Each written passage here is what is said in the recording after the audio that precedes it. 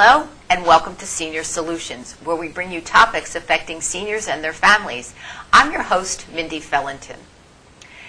You may know someone or have a friend who has a parent who has Alzheimer's, or is it dementia?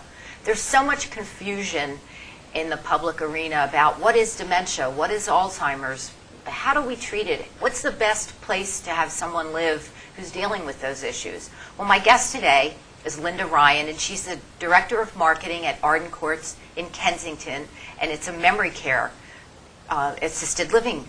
And I am delighted to have you here today, Linda. Oh, thank you for having me. Thank you so much for being here. Because there is so much confusion out there. I myself am really not clear, and I deal with it every day as well in my profession.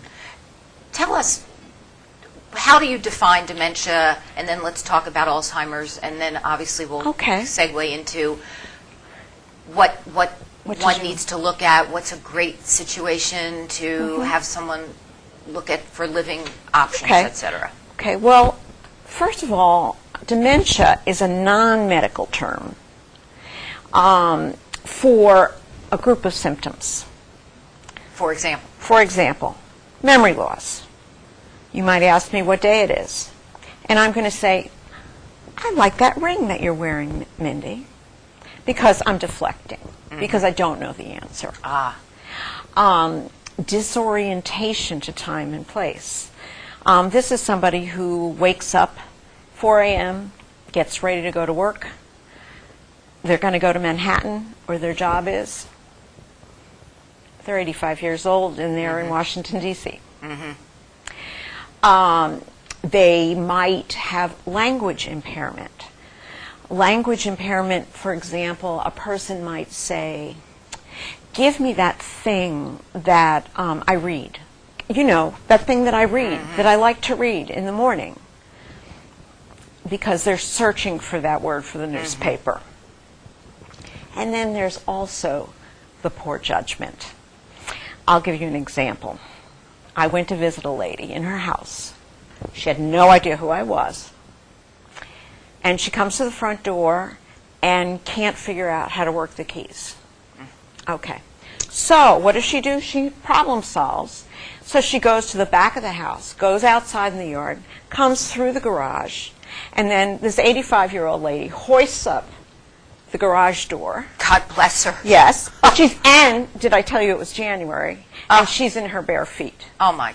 So then she takes me through the garage and through the backyard and into the house, and she had no idea who I was. And frightening. It's frightening. It's very, very frightening. And so those are the things that are cues that someone might have dementia. Now, there's a lot of confusion over, is it dementia, is it Alzheimer's? So I would love for you to demystify that for us. Dementia is just a big umbrella. Okay. Of all different types, Alzheimer's being the most common. Of memory loss. Exactly. Disorders. Exactly. Okay. So it's the most common. You can read all about it. It's plaques and tangles gooing up the brain. But you can also have dementia caused by vascular dementia from a stroke. You could have dementia caused by Parkinson's. You could have dementia caused by alcoholism. There are different types of dementias that strike younger people. Excuse me. You can go on and on. Is there also I think I've met with people who have, is it Lewy bodies? Lewy bodies is a type of frontal temporal dementia, and that's a dementia that strikes the front part of the brain. Usually people are younger, 60s perhaps, and the front part of the brain is where all of your behaviors are, where you learn how to behave in society. And so... or for some people, not. No, but you know, for example, to keep your clothes on if there are other people around. Someone with frontal temporal dementia might not realize they're warm, so they take their clothes off. Logical, but they don't know it's inappropriate. And Lewy bodies is just one type of the frontal temporal dementia. Is there any correlation, do you know, between Lewy bodies and Asperger's? Have they studied that at all? You know, Asperger's is something that is out of my realm of experience, and I couldn't answer that. I was just curious because I know that that could also be something that's symptomatic of that disease as well. Lewy bodies is associated with Parkinson's because of the Parkinsonian symptoms, because people with Lewy bodies might have gait issues, like someone with Parkinson's has. But the Asperger's, I couldn't answer that. Just curious. Yeah, I couldn't answer that at all. Well, when you get your medical degree next week, you'll come back. Okay. And then the other part of this is that you have to remember that it's not black and white, and that you're talking about the brain. Right, and it's a science. Exactly, exactly. And some people have different types. I mean, my mother had Alzheimer's, but she also had vascular. And, so we just hope that people are pleasantly confused. Pleasantly. Well said, well said. And so your kind of segue into this field, was that a result of having experienced going through life with your mom? And tell us a little bit about that, if you would. I worked for Xerox for 23 years, and we had the family crisis. My mother's dementia was affecting my father's life dramatically. My father had a heart attack. He had a stroke. Subsequent to your mom? While he was caring for her. Oh. The stress of caring for her. All these things happened, and then the stress of him being sick escalated her dementia. It was just snowballed. It snowballed. And so I went to New Jersey, and my sister and I found a place for my mom. And you were living here at that time? I was living here. And, Mindy, my mother thrived. She had been, my dad tried so hard. And but she was bored, She was a very, very brilliant woman. She was so proud of having run for mayor. Oh, wow. More important than my birth. That's how important it was. The nerve of her. But she was very proud of that. And 3 weeks after she was at the assisted living, she comes up to me and she said, "I feel stimulated." And I couldn't understand. It was because they had read her biography, and they saw that she had run for mayor, and they asked her about that. Now, at the time, her language was starting to go, but she was with other people who weren't judging her, and she just was so happy because she was engaged. And then my dad... Stimulated. Yeah, my dad could be a spouse again. It was really nice. How nice. So then I came back to Washington and had to find a career. And I'm so passionate about Alzheimer's and dementia that someone took a chance on me. And then I was recruited to Arden Courts because that's all we do is dementia care. And here I am, 7 years later. Yeah, well, I guess it's working. Yeah. And I love see what your I passion. do. It's great because I'm sure that resonates with all of your residents and their families as well. I love my residents. Why don't you talk to me a little bit about some of your residents? I know one in particular. Obviously, we won't mention any names, but he's the mayor. So I've been told by his daughter. Okay, yes. So tell us a little bit about some of your residents and what brought them to us. Yeah, what brought them and how the families are interacting and kind of what they bring to Arden Courts also. Well, it's always an interesting story when someone comes in. And sometimes the family is at their wits' end and don't know what to do. In this case, the gentleman was not safe at home. Very often when people have dementia and they see a household item and they don't know what it is, they might eat it. It looks like cream cheese, so you put it on a bagel. And that's what he did. And it was some kind of a chemical for the fireplace. And he put it on the bagel, and she was able to catch, catch this. But it's kind of, and I'm not saying that our residents are like toddlers, but at the same time, you have to keep your eyes on them. They need supervision. And so this gentleman moved in because it wasn't safe for him at home. And his children just didn't understand. He's such a social man, and everybody loves him, and he's a charmer and a flirt. But here, he's safe. Here, he feels purpose. He's kind of the leader of the pack. Yeah, that's how his daughter portrays him. Yes, and so often people are just lost. In the house, what are you going to do with them? You're going to put them in front of the television. Well, all kinds of things can come from that. They can be bored. They can misjudge what's on the television and think it's really happening. Instead of fiction, they think, this is happening. I read a story from the New Yorker. I just read it this morning about 9/11 and how some people with dementia were watching the news, and they climbed under their beds because they thought it was World War II. Oh my! So they're sitting at home in front of the television, and if they move into an assisted living community that, like ours, that focuses on memory care, everything is simple for them.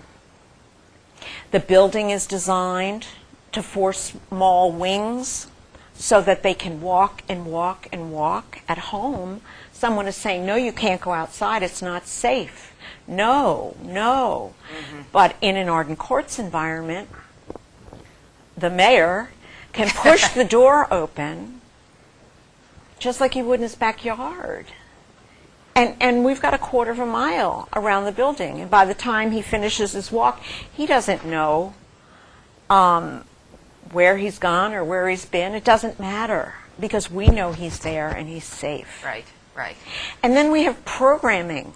There's a structure. They go to a senior center every day. They're encouraged to do that. And they participate in activities based on who they were in their life. This is Washington, D.C. These are very educated people. Yes. And they need to be treated as grown-ups. They went to museums. They loved art. They loved music. They loved sports. And these are all things that we incorporate into the programming, and we have discussions and presentations that stimulate them.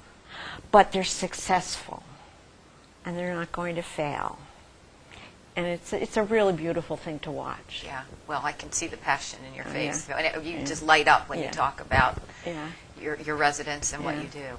Yeah. And there's all different types of people come in. Now, he was married and had a spouse who was struggling to take care of him. Other people come to us because they're single, and there's no spouse to look out for them. I had a call one day from a doctor's office. Linda, we're really nervous about putting this lady on the bus because she's got to take the bus to her apartment downtown on Connecticut Avenue. Linda, we're going to actually have to go to take a quick break, but when we come back, I'd love for you to continue on and talk about that situation. Absolutely. Because I think that's probably a common one. Yes. We're going to take a short break, and we'll be right back.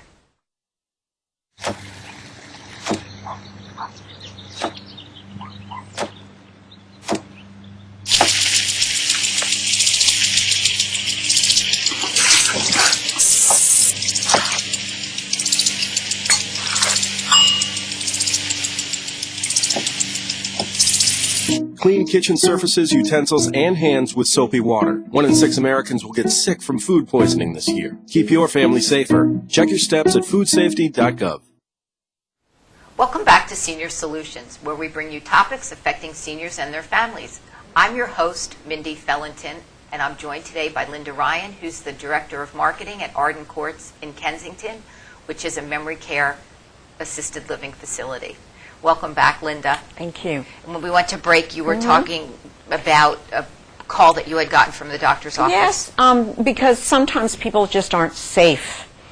And so this poor lady, if the doctor's office put her on the bus to go down to DuPont Circle, they weren't sure she would get off at the correct stop or that she could find her apartment. And so we're a safe community for her. Mm-hmm. And she used to hang out at the Cleveland Park Library, so now she hangs out at our library. And it's worked. It's worked for her. And so much of placing someone in an assisted living community has to do with their present living situation. Well, when a family member, I would imagine mostly you're dealing with family members who are looking to place a loved one versus the person who's needing to be placed. Absolutely.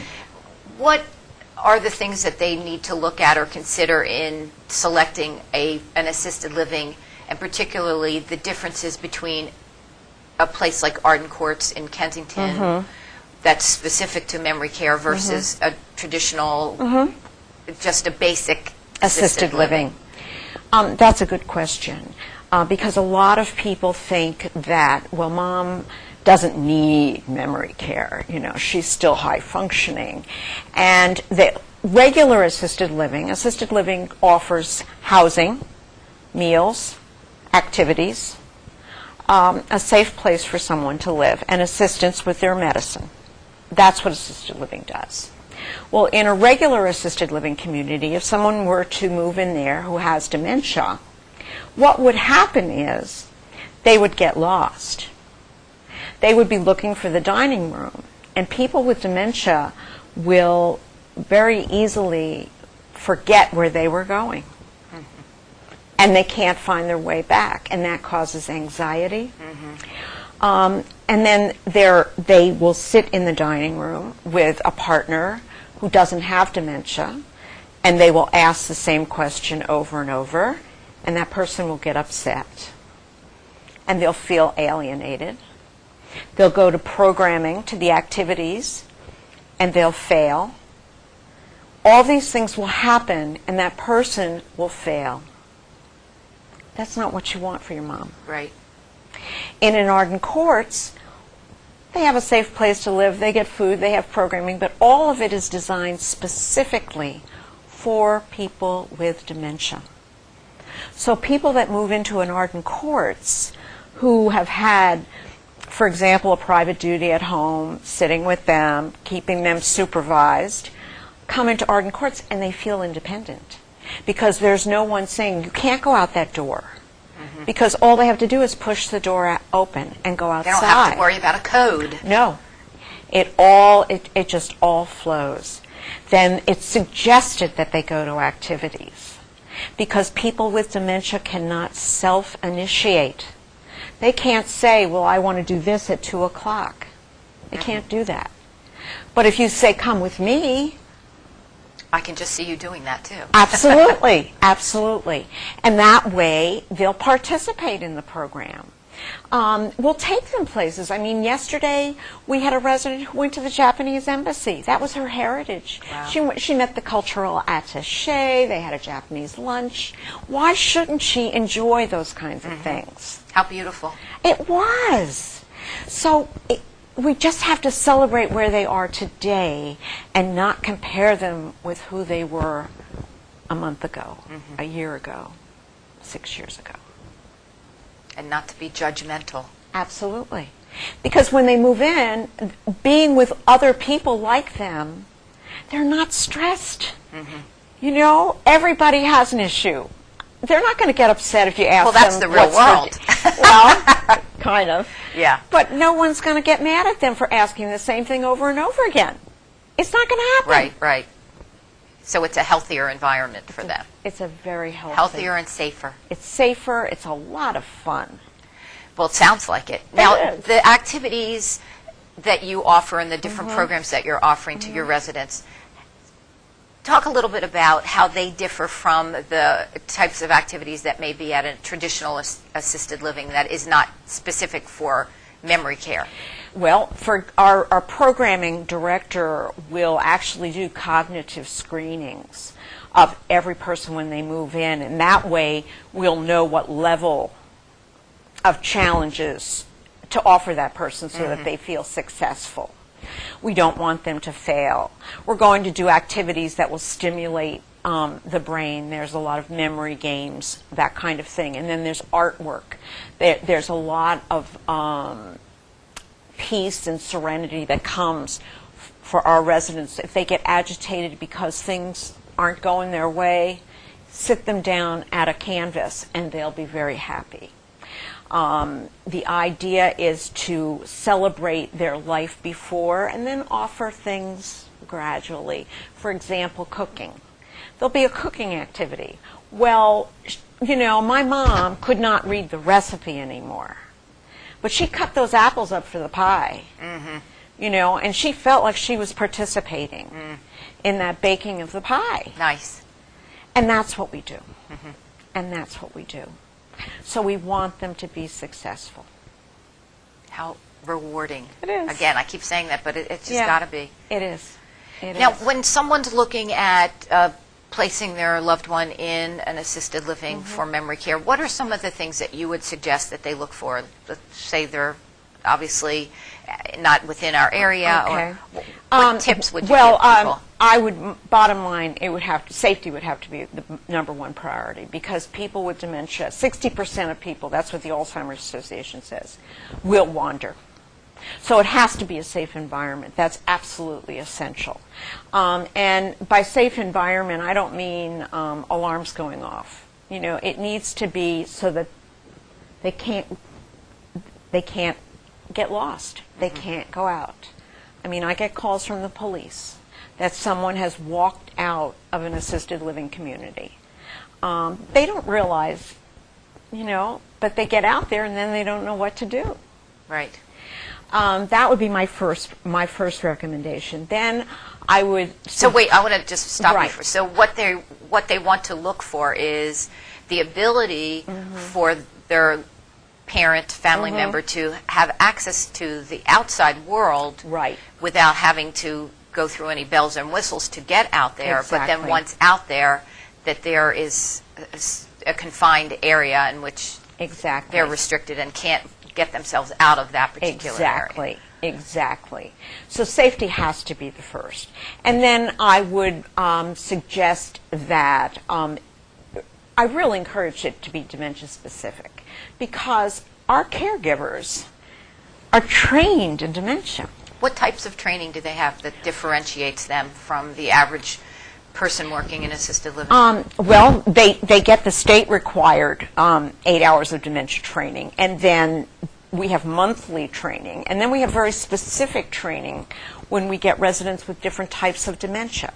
For example, the first time someone moved into our community who was a Holocaust survivor, I went and spoke to a social worker to find out how we approached this lady differently, because her life experience is something I can't imagine. Yeah.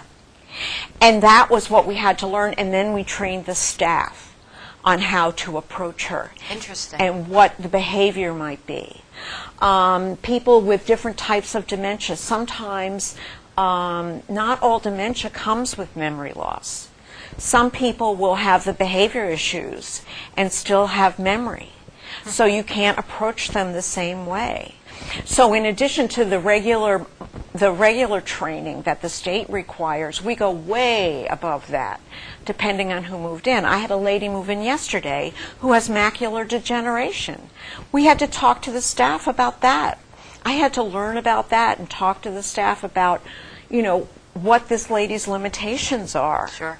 So that she could still feel independent and take advantage of everything that we had to offer. Does she still have some sight? Or Yes, we're very fortunate. We're very fortunate she does have sight. But because of the contrasting colors of our building, she is able to recognize the door versus the wall, and the bathroom door is a different color.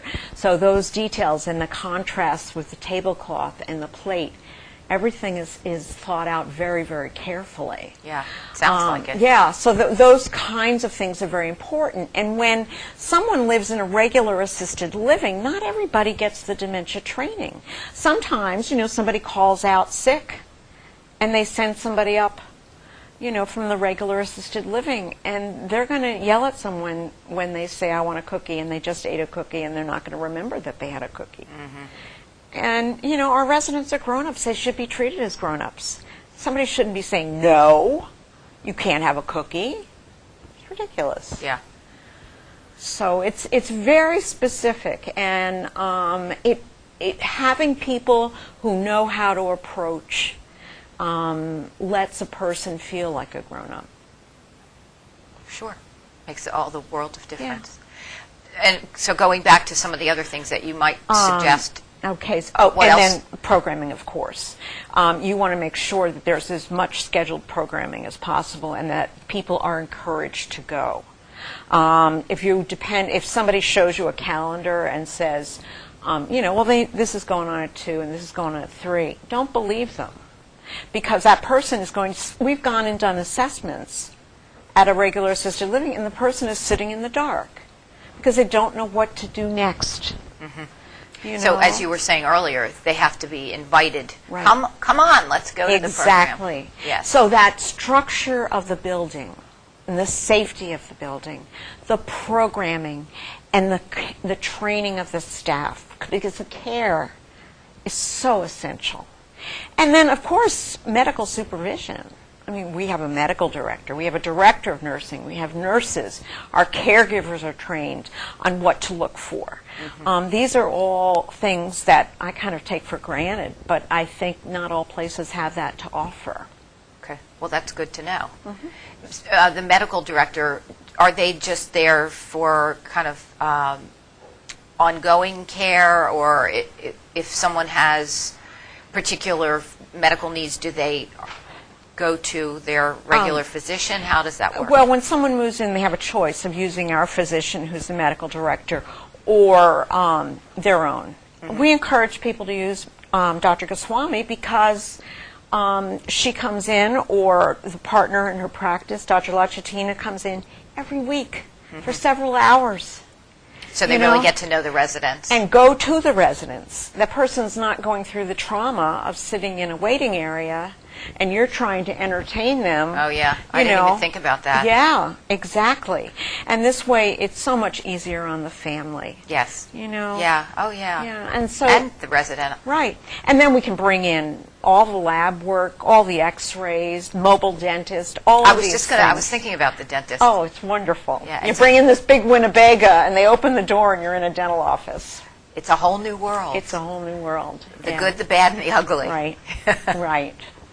Well, I really learned a lot today. I found it very helpful just to have a better understanding of dementia, the sort of umbrella for memory disorders, and then Alzheimer's and how that all relates, and learning about more about your wonderful assisted living facility and how it differs so much from the traditional assisted living.